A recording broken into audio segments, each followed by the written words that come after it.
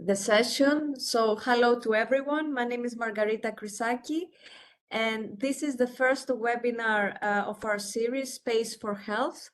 I see new names in the audience, so just in a nutshell to explain that NEREUS stands for the Network of European Regions Using Space Technologies.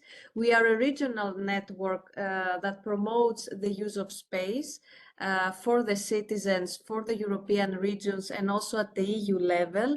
The use of space and, of course, the benefits that we can derive from space.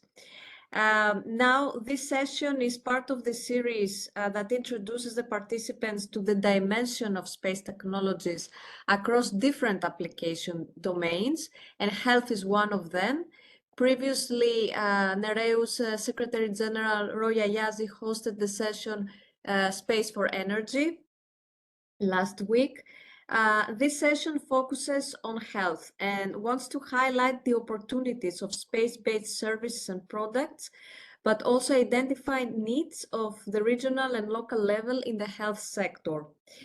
Amongst the objectives we will examine today would be to achieve a better understanding, of course, of challenges and needs of public authorities responsible for health policies, how satellite technologies can be employed to support the health sector, and of course, to know more from best practices on health and model use cases. And for that, we have two experts today with us, Cristina Ananasso from ECMWF and Gerda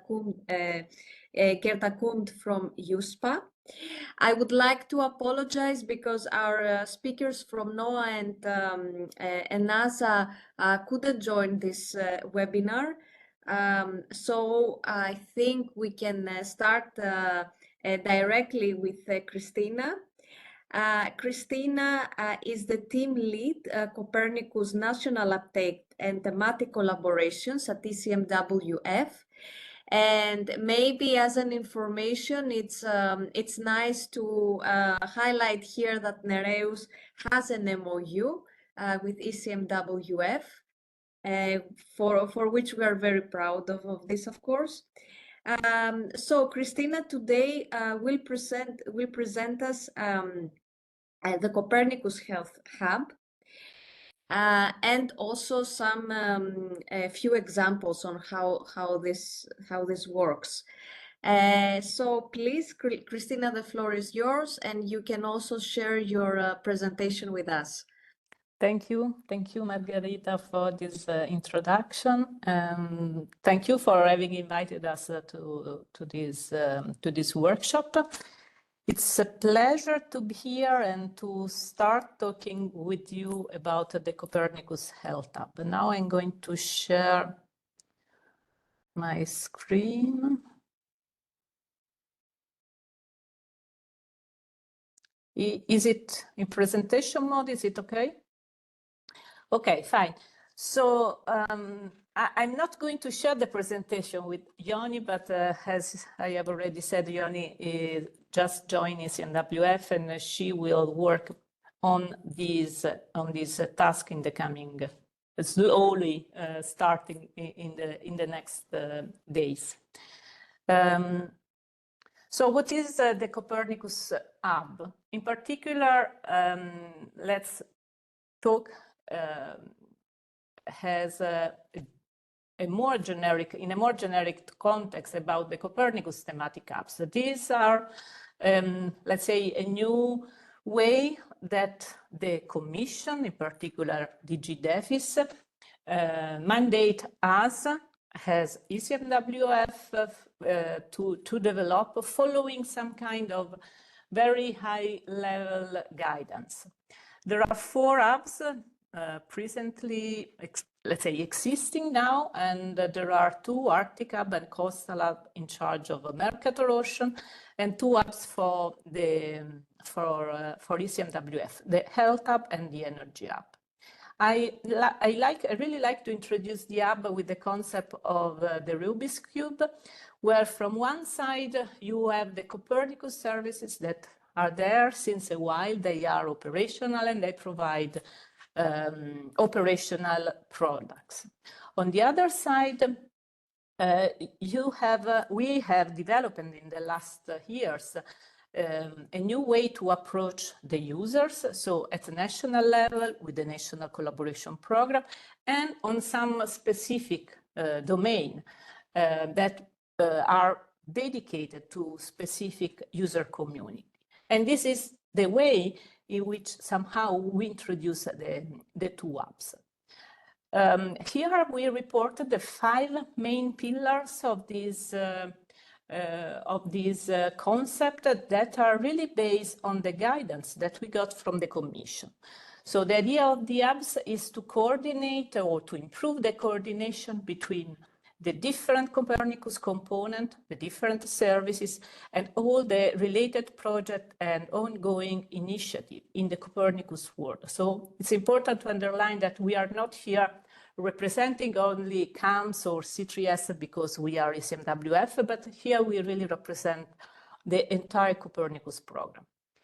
We want to connect and we want to create a user community bringing together different scientific knowledge, different technical expertise, and also, as you mentioned at the very beginning, specific user needs. It's important to remark that we are not expert in the health domain. We are expert in the climate domain, we are expert in the atmospheric composition domain, but we want to provide and to give to the health community our tools and our product and engage with them to better, to improve our product responding to some of their needs. This is what we call also gain user intelligence. We want really to listen to the users, in particular the core user that are our national or European institution, and to work with them to really understand what they need from Copernicus. We use the hub also to inspire, because there are already some use cases where obviously Copernicus data, Copernicus products are used in these and this specific topic on the public health. So the idea of collecting this kind of use cases on a specific website is really to showcase how this data can be integrated with other information and to somehow to inspire new ideas. And then we would like also to improve our level of collaboration and interaction with other Copernicus entities or external stakeholders like NEREUS, for example. The Copernicus Health Hub is not a new tool, is not a new application, but is a centralized platform that provides Earth observation data or Earth observation-based data products to support activities related to human health. And it's important to remark that we are really focusing on human health, not on the more general concept of One Health for the planet, let's say.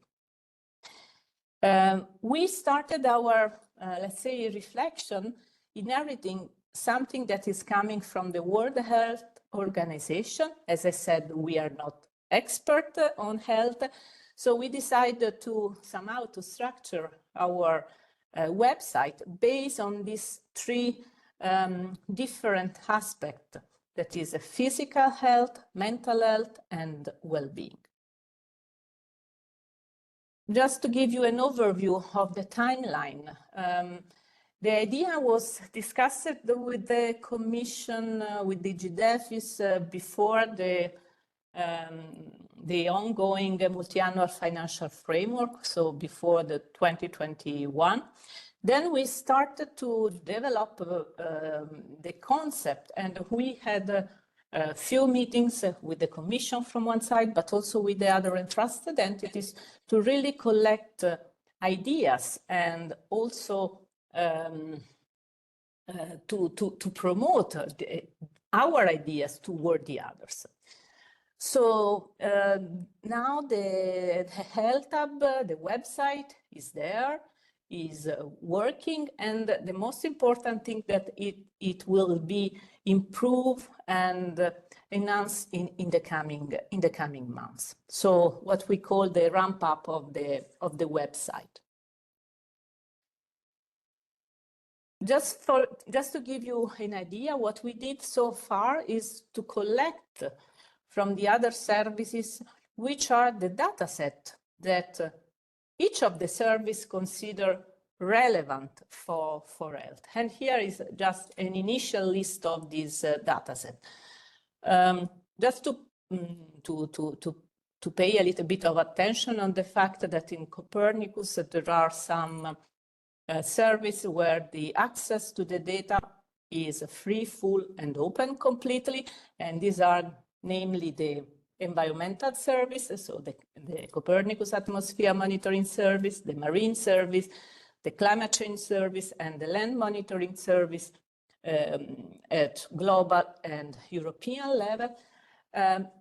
Other products coming from the emergency and security are regulated. It means that they can only be accessed by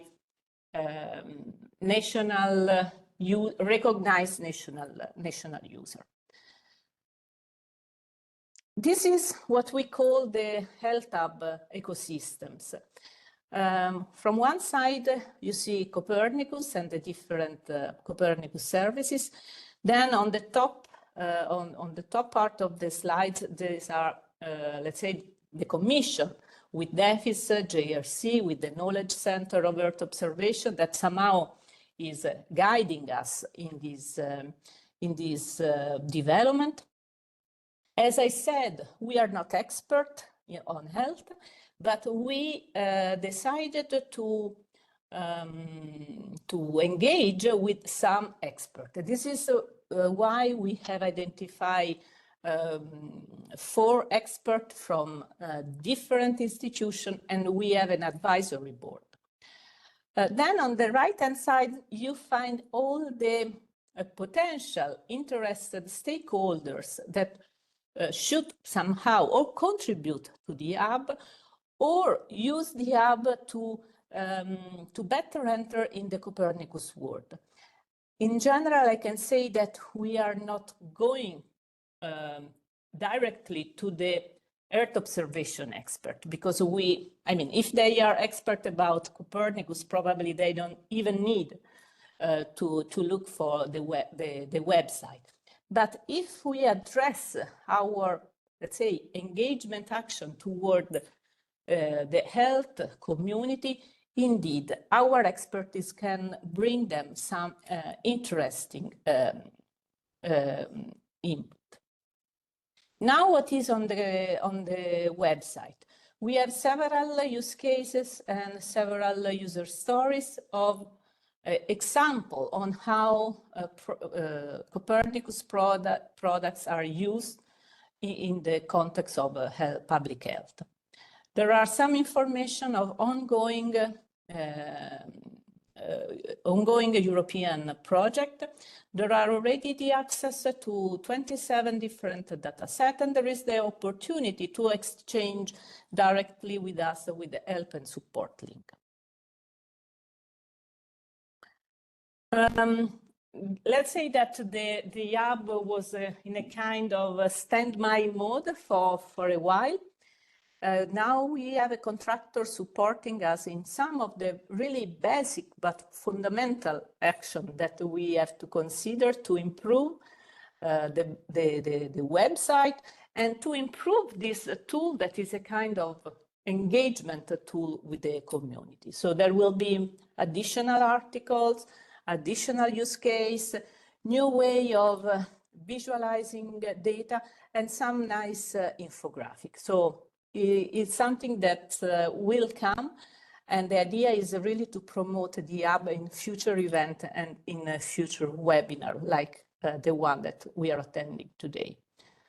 These are just a couple of examples of use cases that are already available on our website. In particular, this one is, I mean, they used climate change data for public health in Mediterranean, or another example using CAMS, so the Copernicus Atmosphere Monitoring Service product that indeed can give you interesting information on the health sector, for the health sector. This is another example that we would like also to promote using the website. Trigger is a Horizon Europe program that is, as normal in this context, a kind of distributed in Europe, and is part of the European Climate Health Cluster. ECMWF is part of the consortia, and it provides somehow collect observation at a different lab and forecast, for example, upcoming extreme events, such as the heat waves that indeed are very important for the health sector. This is not part, let's say, of Copernicus, but indeed is for us very important also to promote other ECMWF initiative inside the hub. And this is my last slide, and the idea is also here to ask you if you have nice stories, or if you want to communicate with us about use cases that you have developed or you are working on, please use this QR code and send us your information. Thank you. Thank you very much, Christina. Really, it was a wonderful presentation, and we can see the amazing work you do in ECMWF, you and your colleagues. Now I saw a question from the audience, but I think Yoni answered this question from Benjamin. So there is generally, I understand, an interest for all hubs. So you can please go to the website that you see in the chat, and then you can also explore the other hubs. From my side, I have a question. I know that as we discussed also earlier, EO data are only part of the sources of data. But I would still like to ask you, as ECMWF, what do you think are the main challenges and gap in using satellite data for health applications, especially when it comes to regions at the regional level? Indeed. As I said, it's important again to remark that in Copernicus we have Earth observation data that are the main source of our information, but we have a lot of in situ data, and in particular for the two services that we are in charge of, the modeling component is the fundamental part of all our products. Addressing national, and I can say also regional needs is for us a key element of our everyday work. I mean, we are, the two of us, Yoni as well, we are in the user engagement section, and indeed having a kind of direct relation with the national institution and with even regional institution is important for us to get their needs, but also to promote CAMS, C3S, but in general Copernicus at their level. What we are doing now is not part of the apps, but is part of the National Collaboration Program, is really to create a kind of legal context where we work together with the national institution, and in a lot of cases also with regional environmental protection agency. It depends on the, let's say, on the organization at the national level, because in some cases we cannot push to arrive at a local level, but indeed having this partnership, this concrete contracts with the national institution facilitate a lot the interaction even with the regional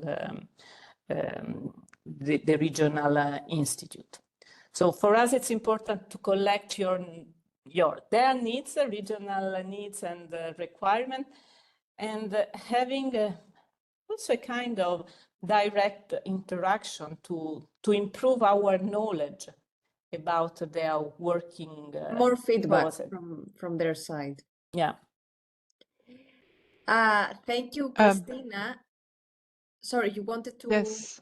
Yes, Yoni, yes, please. please. No, yeah, I just wanted Yoni. to add to the discussion. Indeed, as Christina mentioned, it's not only observations.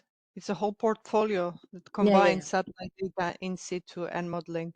And CAMS is a multi-team and many years of efforts into making the regional and global data sets of the higher possible quality, with ongoing advancements also happening now that we are speaking. So now it's time, as Christina mentioned, to see the applicability of these data sets and to get your feedback on whether they are useful for your applications.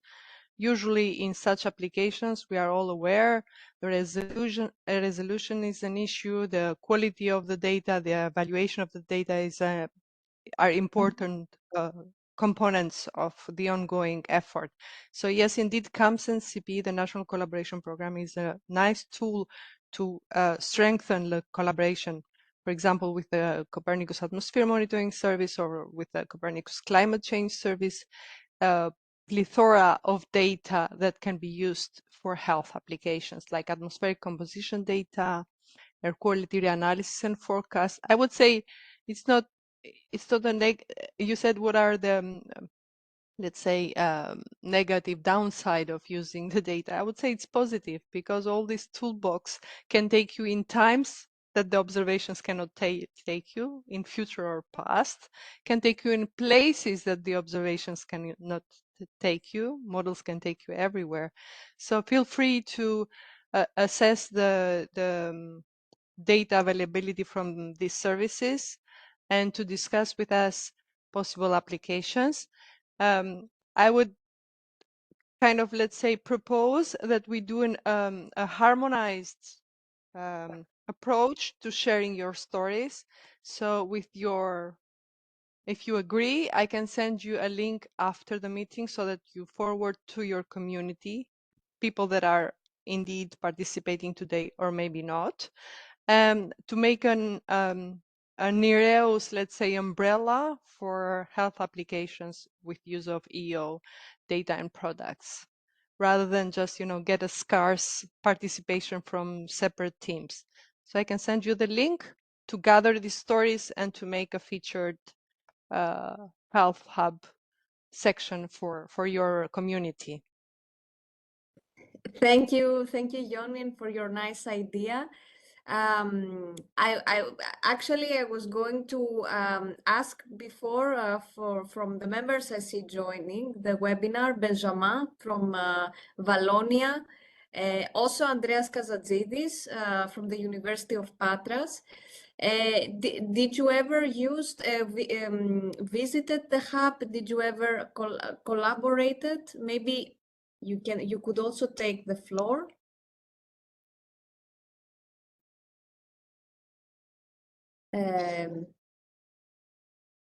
Or write in the chat. But Christina and Yoni, we had the use case actually for air pollution matter from the University of Patras. And they have developed a very interesting application. If Andreas would like to share more info about this, he's more than welcome, of course. And we also have, you know it very well, the Copernicus for Region publication, where our members share their user stories there. And we launch a new call for articles. And the deadline is also closing mid-February. So I think we will receive more maybe more use cases on this aspect. Okay, then please stay with us, Christina and Yoni.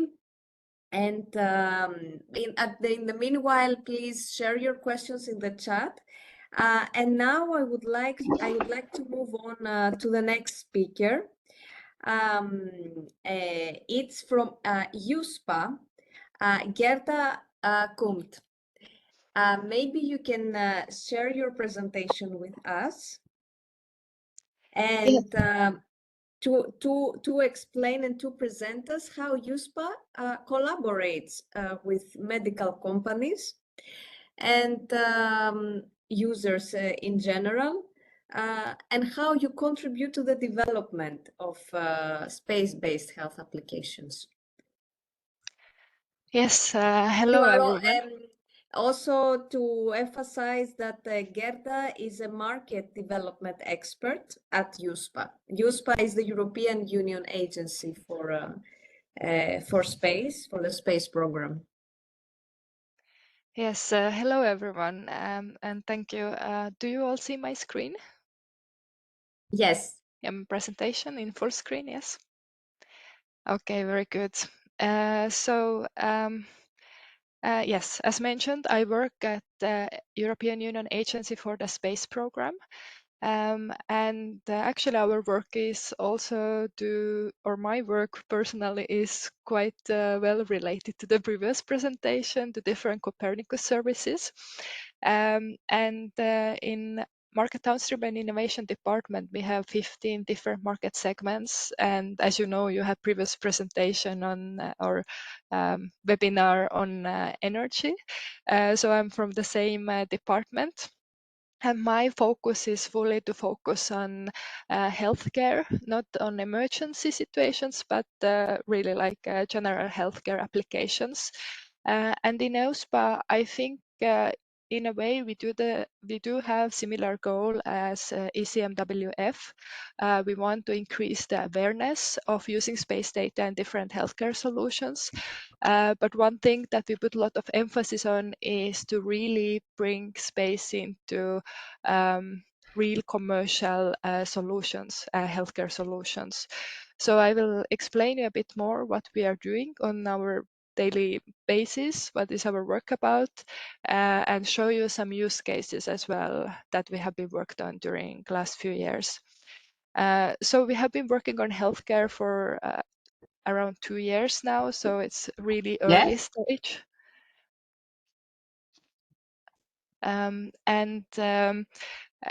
We publish regularly market studies on healthcare as well. However, I think those market studies are more general, and there's a lot of desk research done. We also gather user feedback, which is in some ways supporting the work of ECMWF, because we are also trying to get some feedback how to improve Copernicus services. And then after the event, we are usually also publishing user feedback reports, which should really help to improve services or technologies from the space side. However, it's also important to understand health side, because how else will you really create the bridge between those two sides? So we also do participate a lot in different health tech and pharma events to understand the end users, to understand their needs. Do they even see that the healthcare data is useful for them? And we do carry out different pilot projects. So there's a lot of science done that understands the relation between air pollution and heart diseases or respiratory diseases or other kind of health issues. However, do we have any solutions that can actually really help us to prevent becoming sick or monitor our health? So I think this is like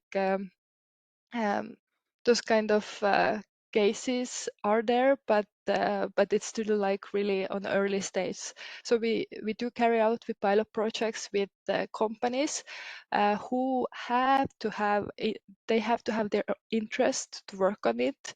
We do not provide any kind of big package of money, but we provide consultancy from our side. So for example, they can go to a health hub that you saw in the previous presentation, but as you see, there's also a lot of data sets, and sometimes they're still struggling to figure out, okay, which ones to use for their case.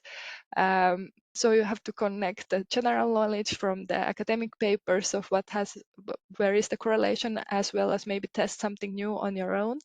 And often you have to have in the team from the then health or pharma company side, you have to have data analysts, as well as someone who is really like believing that this using this type of data in their solutions is useful for them. And we help to kind of create the scope of the pilot, because pilot is a small case of bigger product usually. And until now, I think this kind of cooperation has been working very well, because I do think that companies get like a small idea how it works, and if we didn't help, they will maybe give up easily. So currently it works very well, and it's also extremely, I will say, exploratory for us, because it helps us to, in a way, get user feedback, what works, what doesn't work.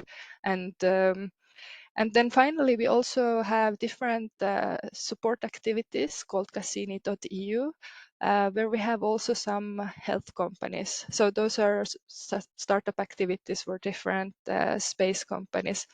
And in spring, in May 2025, first time we will have hackathon, which is called Space for Health. So we hope to see some interesting solutions coming out from there. And what are the main benefits of using Earth observation data in different healthcare solutions? So Earth observation data combined with in situ data is simply complementing the data they have already about patients. So if you create any kind of healthcare product, you can add Earth observation data, and ideally it should be able to add value to your existing solution or product. Otherwise, there's no point to take it into your product. And of course, Earth observation data is not there to cure any illness. It's there to prevent you becoming ill, and also to monitor any kind of health condition. And in some situation, we do see it has been also potential to provide some cost savings. For example, when it comes to management of hospital staff and other hospital-related activities. So some of the market trends where we see EU space data offering synergies. Recent trends, those trends that I show you here were trends mostly from 2024. Maybe something new is coming this year, but yeah, there is increasing number of remote healthcare solutions coming to the market, and the number of wearable devices has increased a lot, as you know, and wearable devices are gathering a lot of data. At the same time, you could combine it with Earth observation data, and you would have even more valuable baggage of data that could give advice to the individualized or personalized advice to the person using the application, for example. There's also intensification of AI use. So we see companies creating models, and this is especially good for predicting solutions. And also after COVID, there is higher need for different mental health applications. And I think this is something that this mental health awareness is a topic, very important topic now next to other type of healthcare applications. And of course, there are different personalized healthcare solutions, lifestyle, training, health, and longevity apps. Those are like some of the recent trends that we have seen, especially when we visit different health technology events. And some of the use cases where we have seen Copernicus services used, and those are like different data sets that I would say are most popular sorry. in health segment, monitoring of water quality is super important. Air quality and pollution, very well-known factor, and really important for different respiratory diseases monitoring. Heat waves and UV radiation. Heat waves strongly correlate to heart diseases and UV radiation, skin diseases, but other data that is also very important: temperature, humidity, and then land cover, so different knowledge about where the green areas are in relation to your specific location. And I mentioned there some of the main health issues that I already mentioned in the previous slide as well. But in addition to those that are mentioned here, there are also, I will say, eye diseases and stomach diseases. So, but I think those here, those four, are most commonly common use cases that we are looking at. And in EUSPA, we're really trying to find rather specific use cases and rather correlated to some specific disease, because if we have it for general, you can't get like a real result. So that's why we are really trying to focus on very specific use case. And here are some of the things we have worked on. So this is like a case where pollution data, actually wildfires in US were related to digital inhaler data. So we were, Teva company, pharma company was gathering data about doses of when you are inhaling digital inhaler and correlating it with wildfires. And that use case was very interesting. It was a very early stage of this product, and also very interesting is that actually very quickly this product had to come to Europe, and we wanted to continue some studies in Europe, but actually very quickly after they started with this application overall, they also closed it down at some point, so we couldn't continue with this this study, but I have to say it was still a very interesting use case.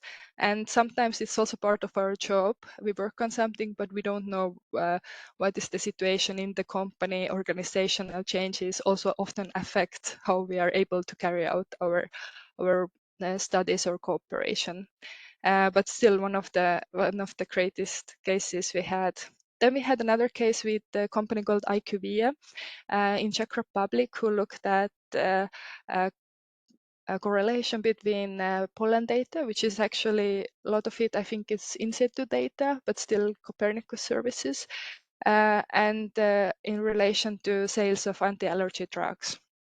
And there were also very strong correlation, and they looked into possibility to apply tailored marketing strategy and time it well and manage better distribution and production of the allergy drugs. One of the latest use cases we have had was focusing combining Copernicus pulse temperature data together with the stroke cases. So that was a hospital in Poland where they looked at the intake of the patients with the heart issues into emergency department. So they had like really long historical data, and they found like strong correlations there as well.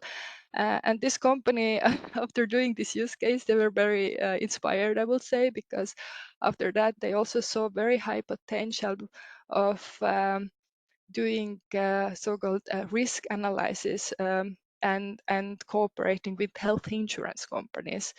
And actually health insurance companies are also one of the kind of target that we're taking for us in 2025 to cooperate with, because we do see that there's a lot of potential of using Copernicus data for them. And one of the use cases which EUSPA has not directly worked with, but I think it's a very nice use case of applications, and they were making presentation also in our user consultation platform event, is Sea Health. They have 3 different products for assessing sun exposure, and then they combine Copernicus data and GNS data together. They first of all assess your data, and then they assess, of course, the data from EO data and Sentinel data. So as you see, it assesses your skin sensitivities in sunlight, tracks your solar radiation dose, and then customizes the advice that it gives to you. So this is like a very good example of a personalized healthcare solution. And here, finally, I want to also mention water quality measuring. And this is also a very interesting use case, and maybe ECMWF also is quite familiar with this, but there is various cyanobacteria in lake water and in other water bodies, and actually it produces a large range of toxins, and with Earth observation data you can measure it much better than with current traditional methods. It's much faster, and you can do the measurement much frequently. And this is like also a very good use case showing how you can really make use of Copernicus data. And also this is a case that is very useful for local governments, I believe, because this is really covering a case of health of the citizens. And yeah, what will we be working on in 2025? Our focus this year will be health insurance, but we also want to work more with medtech companies and look more into like applications focusing on general well-being and mental health as well, as it is still the trend. And I invite you all, if you have any connections or if you know anyone who is working with health insurance, to join the webinar on 11th of March. It will be really specifically focusing on health insurance companies, so that we want them to understand how to make use of Copernicus data. Thank you. This is my email in case you want to get in touch with me. You can also contact me via LinkedIn with the same name. Thank you very much, Gerda. We will share your presentations, and please send me via email the link you said before, and also Yoni, the link you proposed in the beginning, and then we will share it in the follow-up. I prepare the follow-up in the next few days. Gerda, before I give the floor to the audience, and the CMWF, of course, I would like maybe to discuss with you very briefly all this, let's say the trend with space for health. I think it started or intensified during or in the beginning of the pandemic, right? Is this the case at the beginning of COVID, where people started, experts, to look more into the correlation between space and health? Yes, of course, because during the COVID, it was more about the tracking of where the COVID is moving and how to manage all the situation for all the citizens, as well as yeah, I mean, with COVID also, what happened is we needed more of, I would say, distance visit to doctors, right? And be more careful about this. So that was another trend. Plus, a lot of people sitting in houses. So the mental health topic became more important after that. So I think COVID did push a lot of things in the healthcare segment for sure. Yeah. And why do you believe that mental health is the new trend? Why specifically mental health? I can't even say I believe. This is what we just see if you go to different healthcare events, that there are more and more applications. And one thing is also different with mental health applications or those kind of well-being applications, is that they don't follow the same regulations and rules. In health companies often, or pharmaceuticals companies, for example, have to follow very long procedures to clinical trials and all this to really prove that this is safe product, right? Whereas I think for mental health and this kind of wearable related applications, the rules are a little bit different. There's question how you define their own product, right? So I think And that's a slight difference. thank you very much for this. And one last question from my side. At NEREUS, we have outermost regions, like the Azores, for example, island also regions. And recently, I went through your report on the GNSS and satellite communications, and there, I don't know if you have a, let's say, a knowledge about this. My question would be how GNSS and satellite communications can support health services, in particular, specifically in remote or underserved areas. I am not specifically by myself working on it, but the idea is to have as good connection as possible to provide the doctor as real picture of what's your situation as possible, right? And secure as well because it's personal data. So I think this says it all. EUSPA is working on more secure satellite communication solutions as well, of course. So that's very important to reach those areas which are usually not so easily accessible. And this is also extremely important, of course, in Africa, where, access to doctors it's not that easy as in Europe. So but interestingly, when we go to different events, we don't see, at least there are some solutions for remote healthcare, but not as many as I would expect, actually. So, yeah. There is still a lot of progress to be made. Of course, yeah, that's true. There is a lot of potential, I believe, and a lot of progress as well. Yoni, I think you raised your hand. Yes, I just wanted to say to Gerda that it's clear from her presentation that there are benefits, there is mutual value for both ECNWF and EUSPA from having a shared vision on this, on how to reach these common goals. That would be my next question. Indeed. Please. Yeah, and especially transparency and sharing information would help serve what we are both here to do, both our organizations, I mean.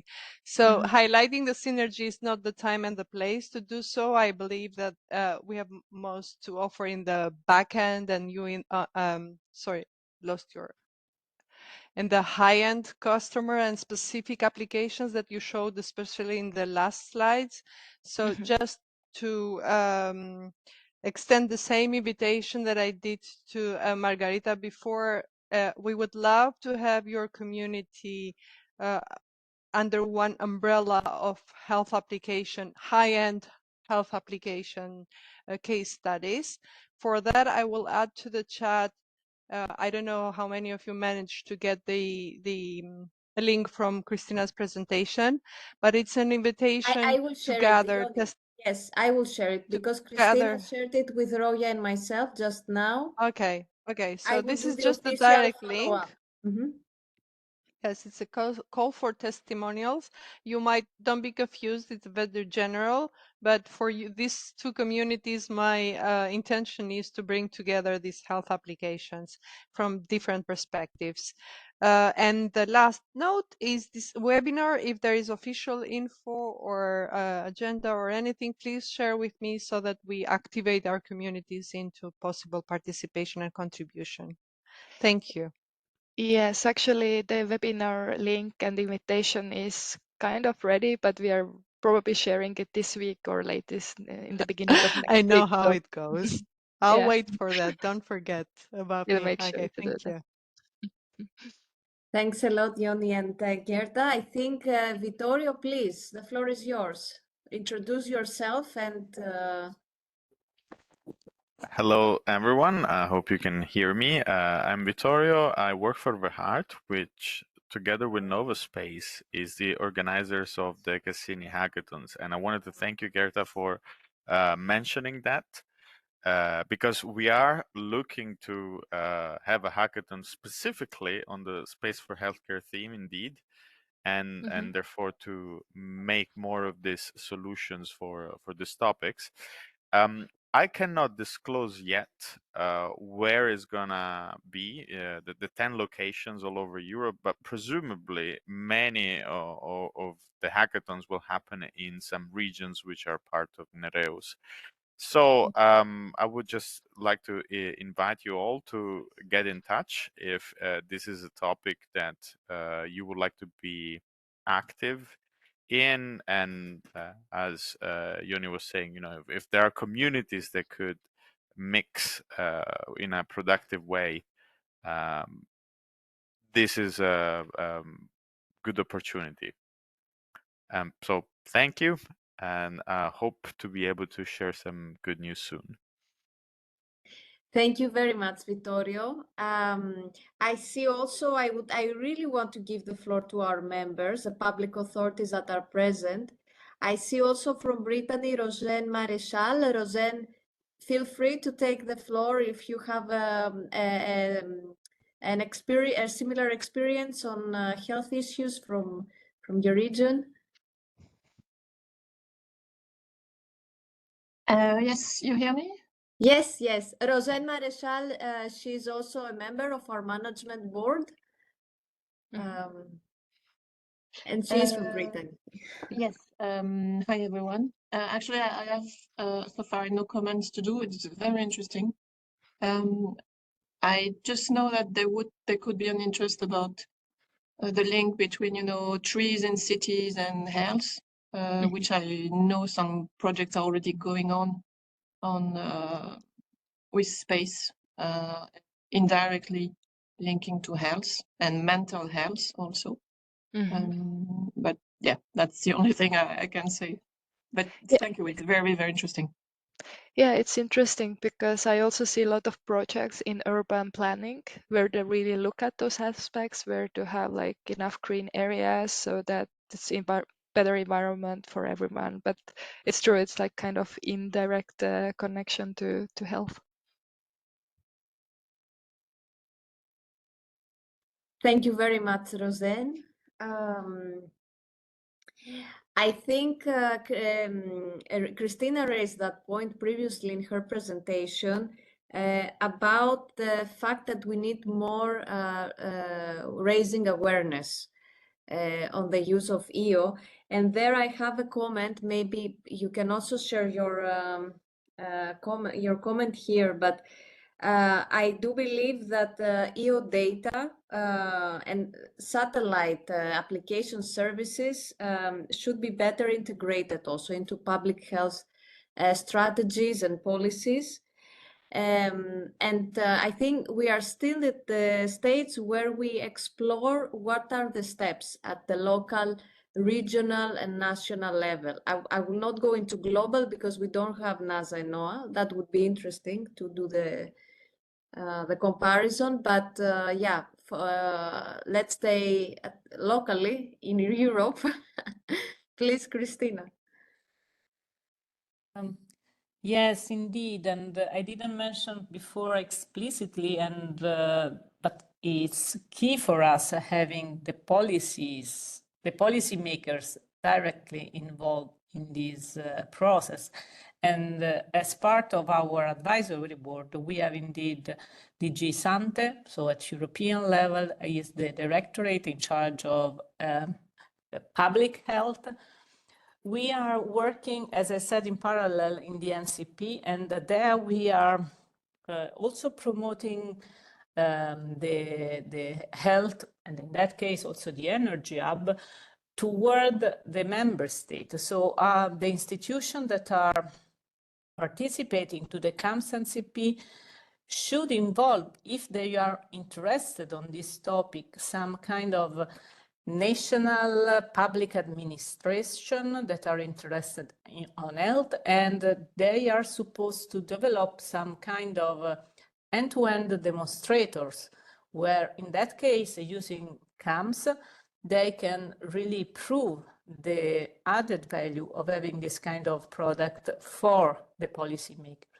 So this is something that we know somehow, we perfectly acknowledge, and this is the reason why these two programs, even if they are different, we are trying to run them in parallel, and also to somehow to improve the synergies, because the community could be the same. So having this is true for health, but this is true for all the different domains where Earth observation and Copernicus can provide the support. It's an ongoing effort for it's across as I different said, domains. it's a top-down or bottom-up approach. We have to work, let's say, the working level with the developers somehow, the expert on the different topics, but then in parallel we have to reach out the policymakers at national level, at European level, that they should be aware of the potentialities of the Earth observation-based services and products. Especially in such an important domain, health, which is really the top priority for the well-being of a society.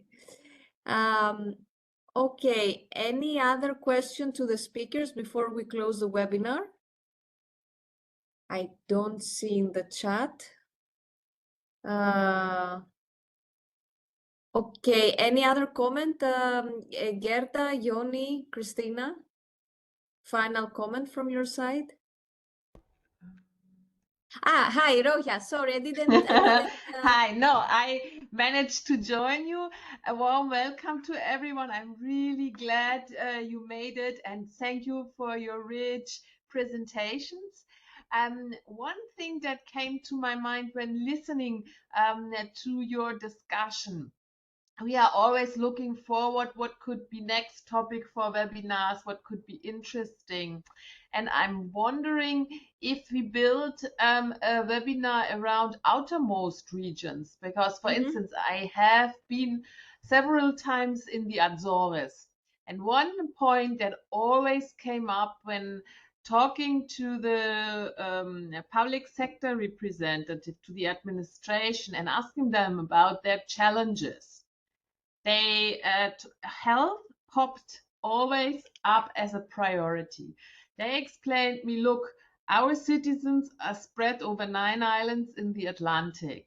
We have a tiny health budget. Almost all health infrastructure is in the main island in Ponta Delgada. But if you live in a small island up there, it's for us very difficult and costly to deliver health services. So I was curious, I asked the same questions our members in La Guyane. We have the French region La Guyane. And actually I imagined it always super modern because it's a spaceport.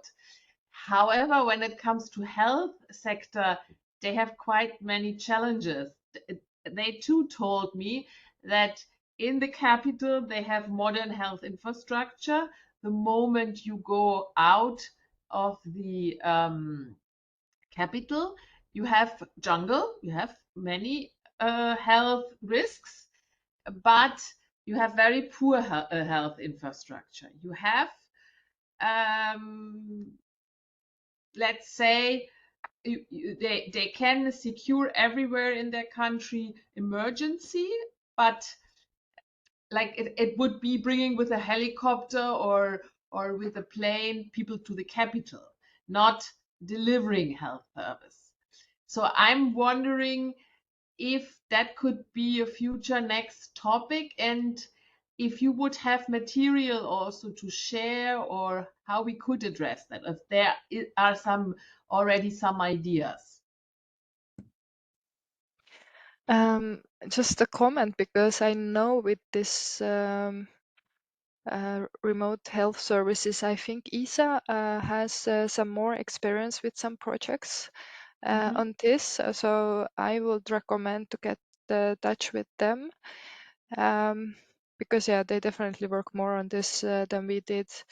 We have some use cases, but I have to say we have not like worked too much on this yet.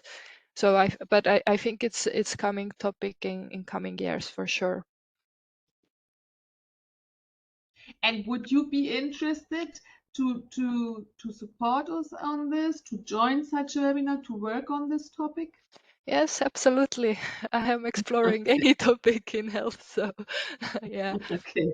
And that's interesting part of healthcare as well. It's actually very complex if you go into this whole world. For example, hospital management, or how pharmaceuticals cooperate, or how public health is even organized in each country. It's slightly different. So there are a lot of challenges, and also actually the environment itself is very high speed. Let's say if you look at on the cooperation with hospitals, for example. So it's very interesting. There is also this very interesting, yes, chapter in your report with GNSS about the health application remote areas. So we hope to continue the collaboration, as Roja said. Okay, any other comments? Thank you, Roja. Thank you very much for the contribution. Okay, I think then it's time to close the webinar. Thanks to all participants who joined, and of course the speakers for the time they took to prepare the presentation. We will soon send you the follow-up of this webinar. And of course, you always go to our website to register to our new sessions. The next webinar will be on education and training on the 27th of February. You are very welcome to join as well. Thank you very much and have a nice day.